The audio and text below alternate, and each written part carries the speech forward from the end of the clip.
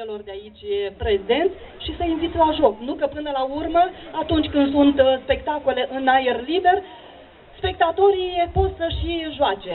Așadar, dăm frâul liber cântecului și jocului popular.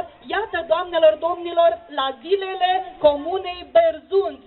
Să înceapă distracția cu Miruna Ardelean, să o sprijinim și să o aplaudăm din toată inima. Merită!